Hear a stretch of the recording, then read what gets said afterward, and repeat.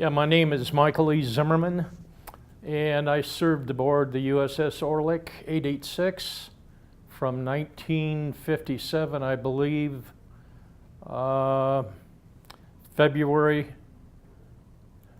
1957 through January 1st of February 1960. And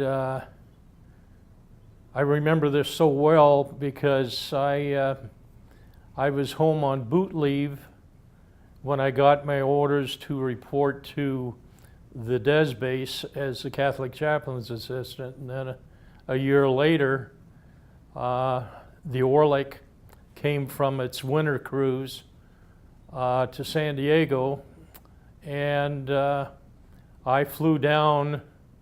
I went home on leave, and then I flew down to San Diego, and we're flying around and around because it's all fogged in. And I'm to report to the Orlek, and I really don't want to be AWOL, my first assignment, you know.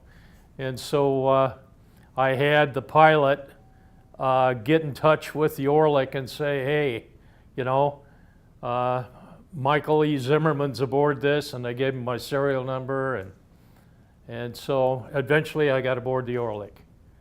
And because I was a typist in that and had worked for the Catholic chaplain for over a year, they assigned me right away to the ship's office.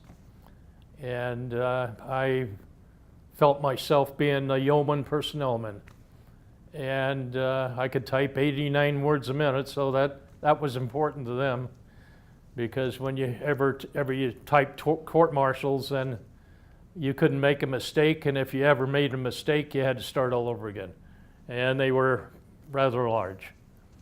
The people aboard the Orlek, I got to know everybody by first name, middle name, last name, serial numbers, where they're from, kind of a little bit about their families and that, and that's probably some of the best times in my life. I operated, I believe I made 2 cruises. One was rather long, like 9 months, and we traveled a whole lot part of the Pacific, Midway, Hawaii. I went to Hawaii twice, Pearl Harbor. And then we went to the atolls to participate in Operation Hardtack, which was an experience not too many people would get. They hauled some ships in from dry dock all the way over to Eniwetok atolls, and when the blast went off, we saw these ships. There were some tin cans, and the old Boxer was there, and it just threw them up in the air. We were about a mile away. And I mean, the impact was unbelievable. Plus, I bruised my back doing it. It just threw me against the bulkhead. I had to go down. Anyway, afterwards, my tags, or my radiation badge, showed I had some radiation, and so they had me strip on the quarterdeck there and take all my clothes off and throw them overboard. I happened to have a brand new pair of shoes on, and I didn't enjoy that much. And then they took the fire hose and just laid it to me. But this is the picture, or the certificate that I received. Actually, I received 2, but this is the one most noticeable of Operation Hardtack. And it was in 1958. Got it? Trying to see if I have a date on it. Nope. and it was Task Force Group 7.3. Like I said, most of the guys aboard, I knew them real well for a long period of time. I really didn't know about this association until about 5 or 6 years ago. But my time aboard the Orlek was special. I kind of wished that I would have stayed, but then I would have got all choked up when the ship was converted. And I visited many ports. We went on this 9-month trip. We went to Auckland, New Zealand, because one of our boilers went bad, and we were supposed to go to Australia, Sydney, and we ended up going up the inlet.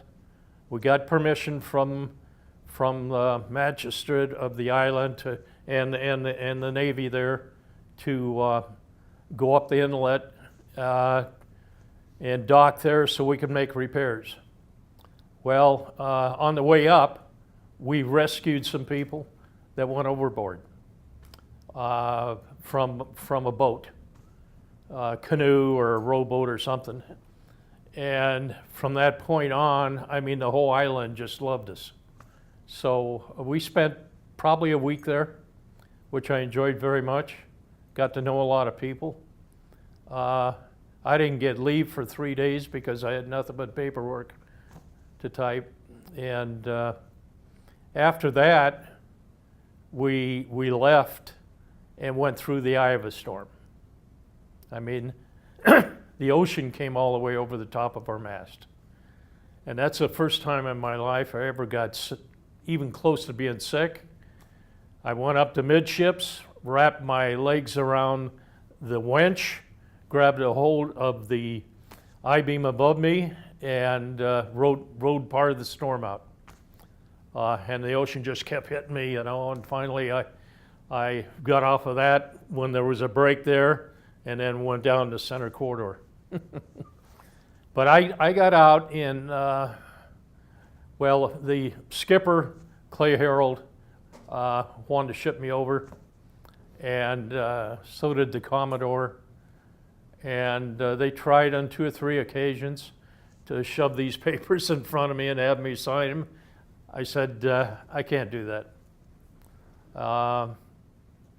Other than that, I mean, the crew that I was with, I wish I could remember the names, which I can't. I've seen a couple